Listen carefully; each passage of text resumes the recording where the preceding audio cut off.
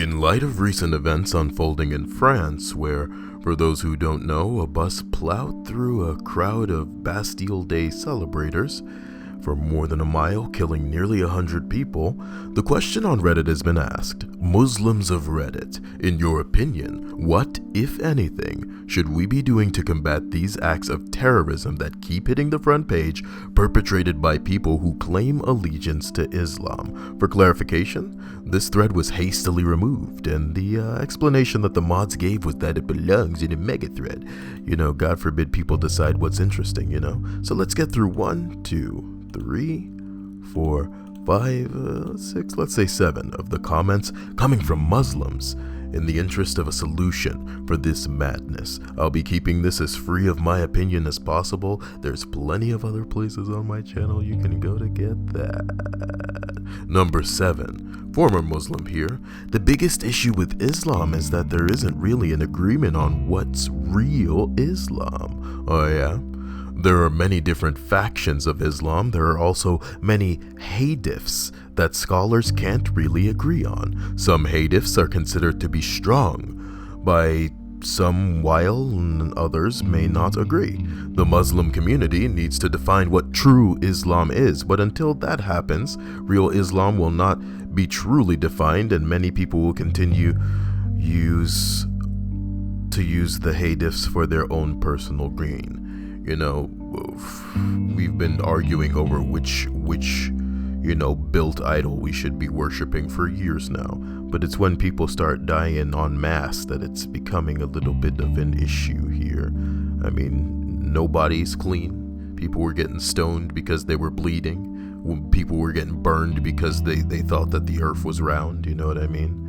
Shut up, man. Shut up, Kyle. I'll put a link in the description to the hour that I spent trying to figure out what was going on in France the day that it happened. I'm sure all of my opinions are there, but fuck me. Let's get through this shit. Number 6, as a Muslim living in America, it's hard to garner support from non-Muslims even when we do organize peace rallies.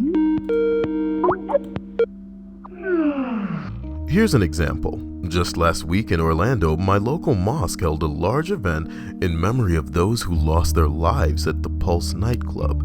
There were speeches from local and international leaders from all faiths. We managed to get 600 people, including the families of the victims, but there was barely any media covering it. That's where things get dicey. Even after coming together in solidarity to show our support and love, it's almost as if the media doesn't really care. The media's out to make money. And as far as making money is concerned, the more sensational it is, the more money they're going to make, you know? It's not like, you know, they're only representing some people's interests and that they post things with an agenda, and they're giving you some kind of side as opposed to just information, unbiased, you know what I mean? Is that how you think the mainstream media works? Otherwise, it wouldn't be such a booming industry that has everybody caring, and it's never going to change. Number 5, I'm a Muslim in London, born and raised, and currently what I've noticed in my family amongst older generations is that everyone is out to get them. The sensationalist headlines, oh, we're just talking about this, and fear-mongering in the media isn't helping either side. There's nothing we can do about that, in my opinion. Well, however, I'm on the brighter side of things. Since we've been living here all our lives, we're part of every community we enter. I feel like some have issues that, due to social structure, public housing tends to leave poorer Muslims together to themselves, which is never a good thing when you look at the projects. But it's not a coincidence. There's nothing we can do about that, in my opinion. How about organizing a massive non-violent Muslim march protesting against ISIS and in support of the victims of radical Islam? There must be thousands of Muslims in London. That sounds like a target, you know what I mean? Hilariously, because your own fucking faith is full of so many radical madmen, if you ever tried to organize something in the way of an anti-radical Islam bullshit, you guys would make yourselves a target and get fucked over, you know? You should be scared of your own freaking, you know what I mean? Let's move the fuck on here. Number 4, practicing Muslim here. From my point of view, not much is being done by government/authorities in stopping extremist preachers. Or, they have been left alone long enough to sow the seeds of hate in the minds of the youth. You know, hate begets hate at this point. It's going to get scary. You know, the one thing that I said is, you know, the backlash is going to be intense after this silly little mourning period is over for the people who may have lost somebody dear to them. You know, they're going to get intense. They're going to get crazy. They're going to demand something in the way of action. And when that action does not come, they will be the instruments themselves of that action. Although he is banned from the UK, which is a great thing, his students are active and haven't been prevented from preaching. Oh yeah? How could you stop them? The moment you take against someone solely for their words, there is question of freedom of speech. There you go. Number 3. I'm a Muslim that comes from an extremely conservative family, and a lot of their beliefs line up with what these people believe. I grew up in Pakistan and eventually came to America when I was 7. Until the age of 13, I was hardcore conservative nationalist Muslim. I refused to listen to anyone's opinion and thought I was right no matter what. I used to go to an Islamic school at the time and had a history teacher who was very political, who I looked up to a lot. Then one day she said something that really challenged everything I believed. And after that, I started to pick myself apart and realized that all my political beliefs were based on my own reasoning, but what the society around me thought was right.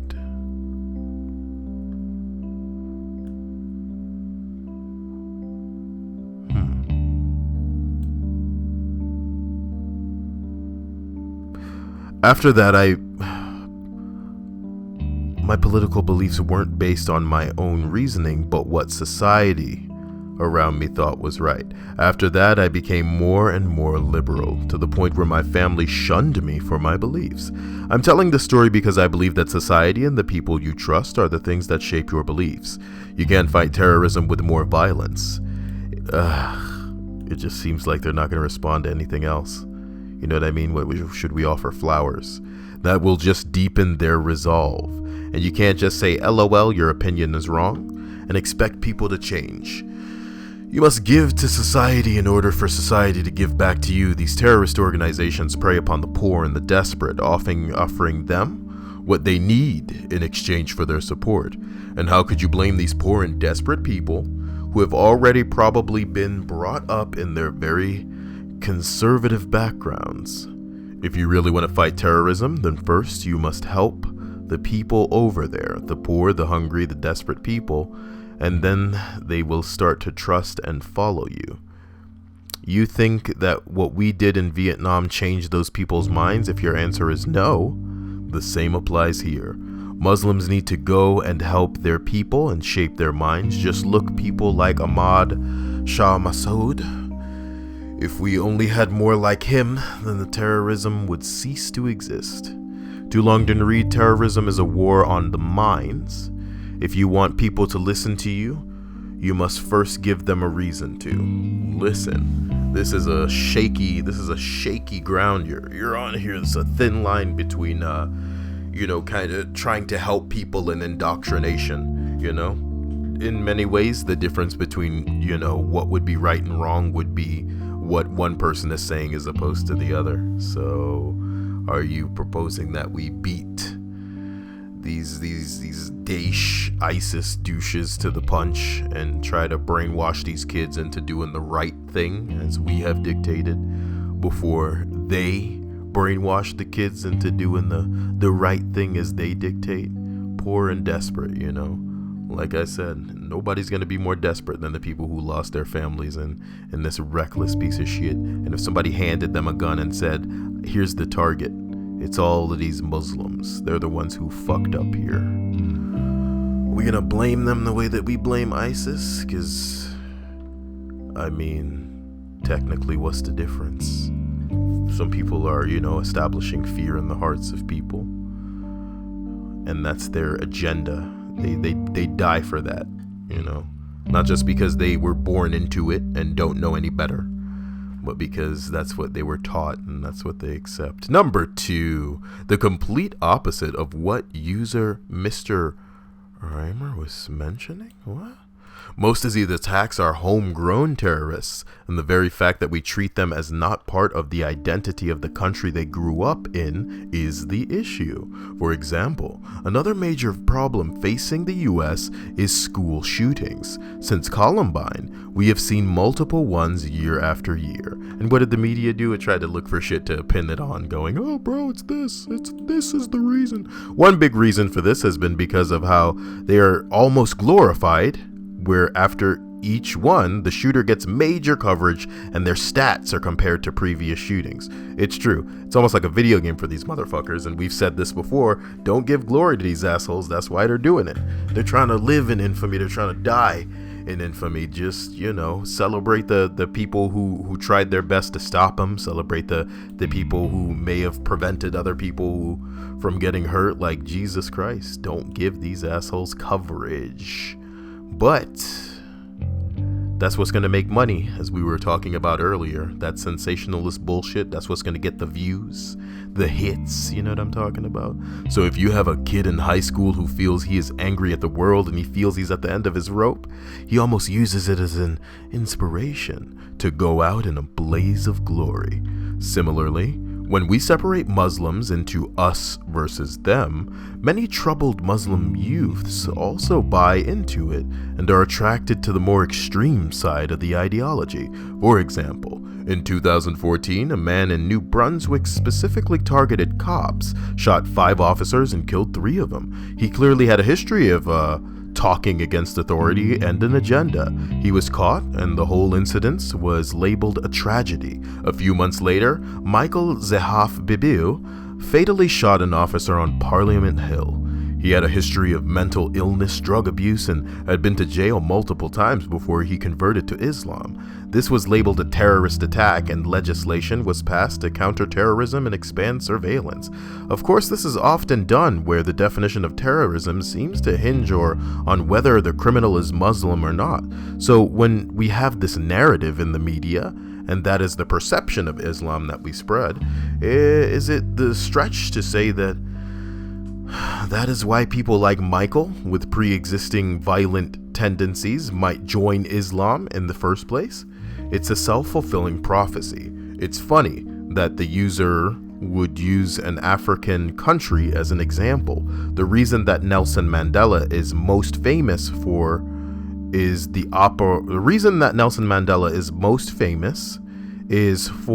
opposite approach he took to what someone else recommends. Who is this other person that we're talking about? And it's just getting more and more confusing for me. But after being persecuted by the white and prisoned for decades, when he came out, he was finally the one in power of what approach to take. He could have said that we are going to create checks and balances for whites and make them second-class citizens to make sure that they don't repeat what happened. Instead, he chose forgiveness and called for the inclusion instead. This led to avoiding major violence and civil war that could have come out in the initial approach. The thing that we keep forgetting about history is that people are people, no matter where you go or what faith or culture you follow, and exclusion has never worked. Well, it's true. It's true. But the thing is, these narratives are never going to stop being painted. You know what I mean? You're never going to have people kind of using their brains to piece together what evidence is presented in front of them in a way that's rational or logical. There's just going to be people on sides, and there's going to be evidence to support, you know, either extremity. There's like this huge fucking wavelength here, and on each end of this spectrum, you know, there's somebody who's just the most nuts, born into Islam, believing this is, you know, these people gotta die, you know, and he's gonna be the terrible when shit happens with people.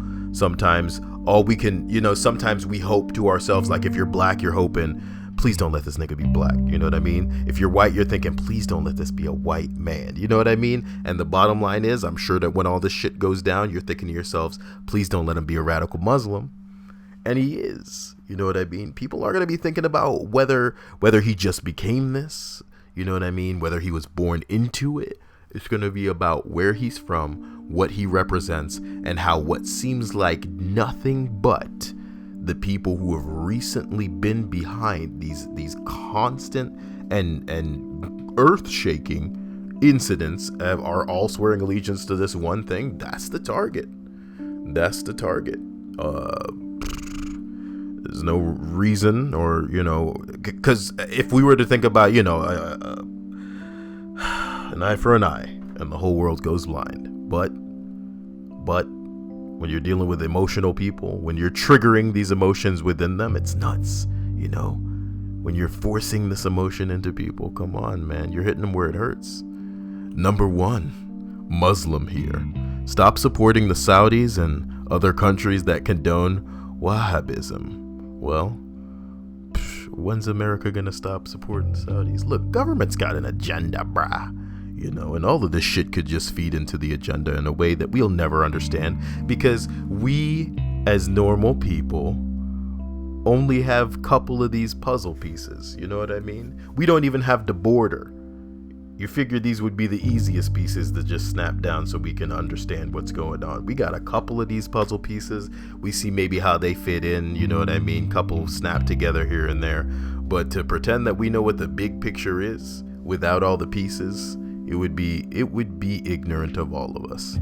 And whatever reason America still has for doing what they do over there, until the reason is no longer a reason, it's going to continue. And there's nothing we can do about it. When people hear about crazy Muslims, it's Wahhabis. Always. Wow. He says, edit. If anyone wants to know about the extreme ideologies and their roots, look at Ibn Taymiyyah. Before Wahhabism, there was him. Well, I mean, yeah, this is just another guy saying that, it's not us, it's just this one sect of Islam, you know what I mean? But how is that a solution? What, if anything, should we be doing? And they're saying stop funding Saudis. Terror is terror, and people who don't get attention will always lash out. This is as rude as it sounds. This is no different to me than a child just, pretending that he fell over and wailing to get a parent's attention. If it's not going to work, maybe the kid will break something. If that doesn't work, maybe the kid will come fucking hit you or something. You know what I'm talking about? And they're not going to stop until they get the desired reaction. So unfortunately, considering that reaction typically is fear, do you know what I mean? We can't feed into these assholes by making it apparent that we're scared. We have to keep moving on. We need to help those who need the help. We need to not seem threatened or as if our resolve is being tested. Keep calm and carry the fuck on, man, because I know this is terrible, but if they see that it works, then they'll keep it up. And already probably nothing's going to stop them. So just imagine fueling them even more. This is nuts. This isn't like it's not a Muslim thing specifically. It's a terrible person thing, but you know what I mean? Someone says this: Saudi Arabia is the birthplace and center of Islam. Therefore, people look towards it as an example of Islam. When Saudi Arabia beheads people, it makes beheading okay. When Saudi Arabia executes blasphemers, it makes murdering Charlie Hebdo cartoonists okay. Saudi Arabia considers all of us to be criminals. If we are gay, drink alcohol, don't cover up, and don't wait until marriage to have sex, then Saudi Arabia says we should be punished, flogged, or executed. Bomb the place, nigga. I'm kidding. I believe radicalized people look at examples and justify their acts of terrorism.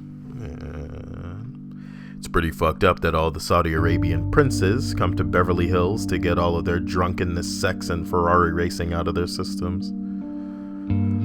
Oh, what do you have to say about all of this, subs? Because I could talk for a year about how this makes me feel. But like I said, it's all in that video where I initially broke it. Where is that video, you may be asking yourself? Well, YouTube, like most of my videos, has flagged it for being too edgy for YouTube for right now. So we'll see it in a while, but at the moment it's unlisted while it's under review. So I'll leave a link in the description eventually for that initial video where I was streaming, trying to figure out what the hell was going on in this fucking, like when it happened. Pretty fucked up that we live in an age where the first thought that comes to mind after a terrorist attack is, again? This is the cost of the world being so connected. When an area suffers, the whole world knows. But this is also the blessing because the world will rally to support the affected. It used to take time for news to reach the Americas about European tragedies. Now, we see it in the blink of an eye. If anyone knows how to support the affected, please respond. Oh, old people, y'all are so blown by technology. That's rude. I remember this comment. I read it in that video as well. I'm tired of being told that the way to fight hate is with love, because I already live my life with love in my heart for everyone, and that's not going to change. I'm tired of being lectured to on the evening news not to blame Muslims for the acts of radical terrorism, because I already wasn't going to blame them, and I don't think that they are the same. I'm tired of being told not to be afraid, since that is what the terrorists want, because their hate is driving them to do this, and that has little to do with whether or not we're afraid. All I want to do when I hear another speech or see another article that declares these things as solutions is to scream, I'm already doing that. Most of us are already doing that. I'm desperate to hear real solutions from our world leaders, not another lecture or an overused cliche, because if these things are their solutions, then I'm already doing my part, and most of us are. I'm angry and I'm frustrated, and I just feel so tired. Angry and frustrated. These are the beginning of a solution. Like I said in that video, in a way that was probably way too edgy for anybody that wanted to hear, anything, is that, let me tell you something, man. You'll never know persecution in a way where you live your whole life on guard and you almost fear going to sleep, because that's when you're at your most vulnerable.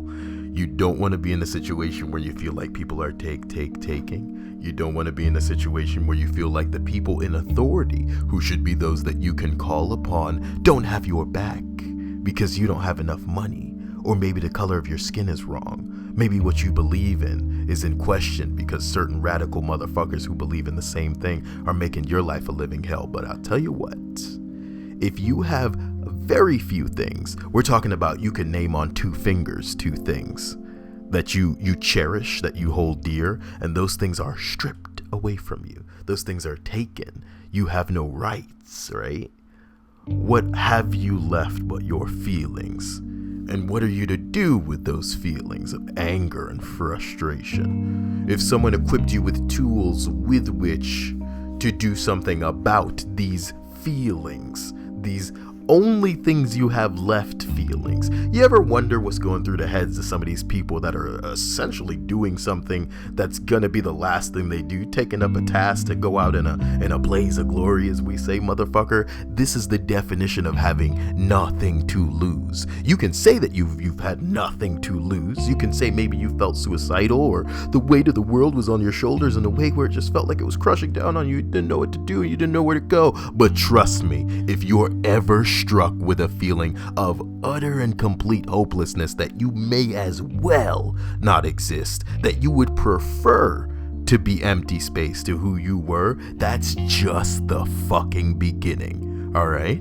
And at some point, some of these people are gonna find themselves angry and frustrated, and that's just gonna be the beginning, all right? Misery loves company, And if these other people want to make people feel what these people have forced them to feel by robbing them of what should have been their right as a human being, we're going to be entering into dark times. So I live my life inside my house and still get in trouble all the time. You know what I mean? But it's people that I'm aware of existing out in the real world that I'm hiding from. And you guys are being made to see them not because they weren't around, but because we're so connected now with our phones and the internet and technology to know whenever something crazy is going down, when it's happening, to see it from the eyes of the people on the scene, to be led down the bloodbath. Do you get what I'm saying? And we can blame whatever the hell we want to blame, but the bottom line is a message isn't going to be clear unless we know how to deliver it to the specific people involved. Everybody needs, their own fine-tuned, like, specific fucking... We might as well all be listening to a different radio station. And until we tune that shit properly to reach the people that we need to fucking reach, we might as well be speaking another language. I don't know what I'm saying anymore because... If it gets too edgy, YouTube will be like, whoa, motherfucker, whoa, goddamn. You know what I'm talking about? Jesus Christ. But hey, those videos will get unlisted when YouTube decides that, I don't know. What is this, television? Fucking YouTube. See you later. Woo!